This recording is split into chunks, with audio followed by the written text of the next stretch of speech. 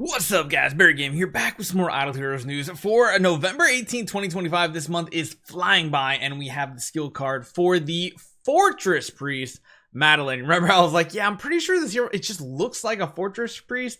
I don't know why we would get back-to-back Shadow Heroes, but yeah, it was confirmed that the English stuff was just put on the wrong backgrounds and everything, and it was confirmed Fortress is the thing. Now, this hero is interesting because it actually seems like she does some decent damage, but also doing some healing and shielding for the whole team. So let's jump right into it. Let's talk about Madeline.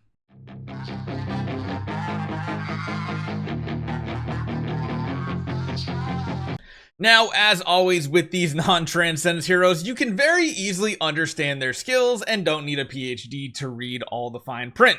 So yeah, let's jump right into it. This has an active skill, Unparalleled Cuisine. Deals attack damage to all enemies. I always love hearing that. Reducing the speed of the enemies with the highest attack, so one or maybe more depending on if they all have matching speed, and their damage reduction for several rounds. Afterward, grants taste bud simulation to allies with the highest attack for several rounds. So that could be her if that's the main hero. If you're using her as a support, it could be buffing it, which is pretty cool. But this taste bud simulation is a skill effect, not stackable, increases the owner's damage reduction offset, which is pretty cool. So this is going to basically bypass some of the enemy's damage reduction. Not all damage reduction, but regular damage reduction, which at this point, so many things has it. So that is pretty cool. Chef's Good Helper passive skill is amazing. HP, speed, control immunity, and damage reduction. The only thing that make it better is if you wanted her to be offensive with attack, but hey, it is what it is. Besides that, Precise Seasoning changes the basic attack to deals attack damage to enemies with the highest attack. So again, if you're facing off against enemies that all have the same exact attack, like in Sealand, on certain waves, you're just going to hit all four of them, which is kind of cool, with a chance to inflict a stun on them. So we'll have to see what that stun chance actually looks like in game. And then lastly, Masterful Knife Skills passive. Each time an ally releases a basic or active skill, Self has a chance to chase and follow up attack, dealing attack damage to enemies with the highest attack. Again, that could be a lot of them. And for every certain number of chases and attacks released, restores a certain percentage of attack HP and a certain percentage of attack shield for all allies. That includes herself. This actually sounds like a potentially fun hero to try out in the very early game, especially when you're going against so many of these tower waves, so many of these campaign waves, Sealand waves that are facing all against the same enemies. That seems like this type of ability could be pretty strong. And to be honest, I might start a brand new free-to-play run on my anniversary account that has a ton of scrolls to see what this hero could actually do. I think it would make for a fun one to see if a priest, yes, a priest, could be very powerful. Now, again, a lot of things are up for grabs for what is actually going to be possible, because dealing attack damage to all enemies on the active skill, no matter what, sounds very good. The fact that we're going to be also bypassing some of the enemy's damage reduction sounds pretty powerful. And of course, the fact that she does have control immunity and damage reduction built in seems pretty strong. So yeah, I honestly, this is one of the first heroes in a while I've read their kit and been like, man, this actually sounds like a potentially fun first hero to build, mainly because heroes that attack like everybody or counterattack or follow-up attack could be really good. Again, in the early game, if you have a bunch of heroes like carries or something that just keep coming back to do basic attacks or active skills, yeah, that means a lot of potential healing.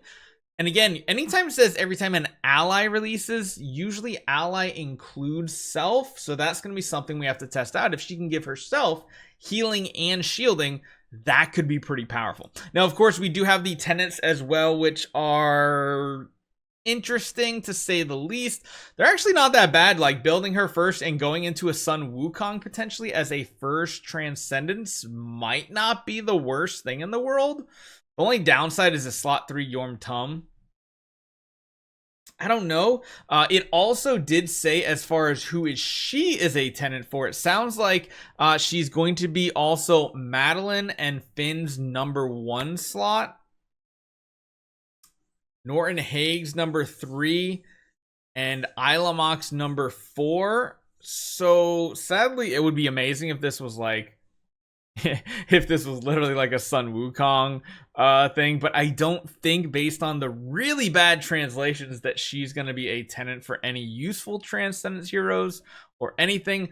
We'll have to see how it turns out. Really, it comes down to if this is a really good priest hero to build first and then becomes like a really good support hero to have on your account for another Transcendence hero, I think that would be really cool. As far as recommended artifacts, they said energy artifacts for her, so I don't know if that's necessarily going to be a thing, but I am legitimately hyped for this hero, and I think she has big potential.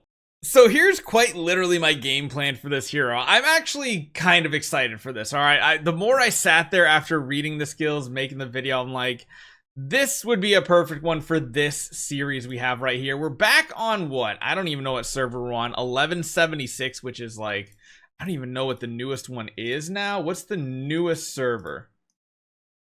I mean, we're like close to new, like it's 6 months old. There's not a ton of servers come out. So this is the one at anniversary. We claimed a bunch of heroic scrolls. We got a lot of progress kind of just sitting in our bag. We think we even have some chests for like some hero copies we might need. Artifacts, I don't think we have much now. We didn't really do much of anything. We're literally sitting at level 5. We haven't progressed in the campaign whatsoever.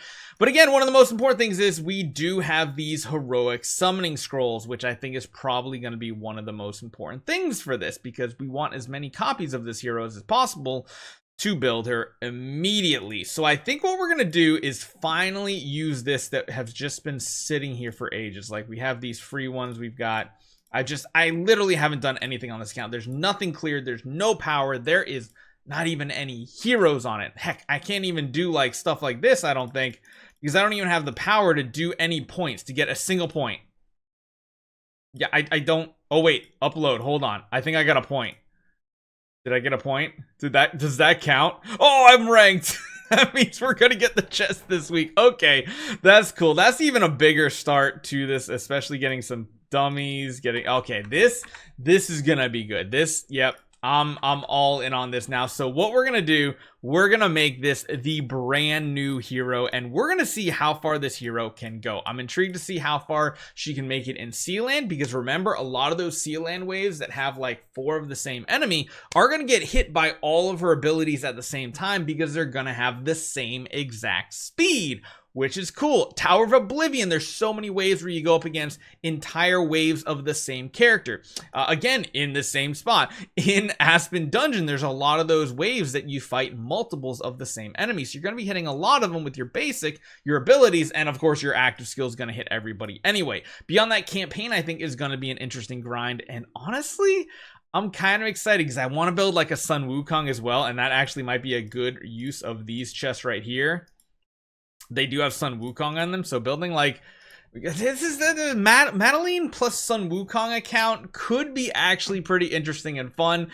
And the more I talk about it, the more I'm getting hyped about it. So let me know what you guys think. I think that's what I'm gonna do starting on Thursday when this brand new Thanksgiving event drops. This is gonna become a brand new Madeline series. Let me know what you think I should name it though, because you're about to see a lot of different series get started. I'm hyped for Idle Heroes at the end of every year, and the fact that I want to make 3 brand new series really has me hyped. Hopefully you guys enjoy this one. Hopefully you're ready to have some really fun early game content coming your way. I'll see you guys next time.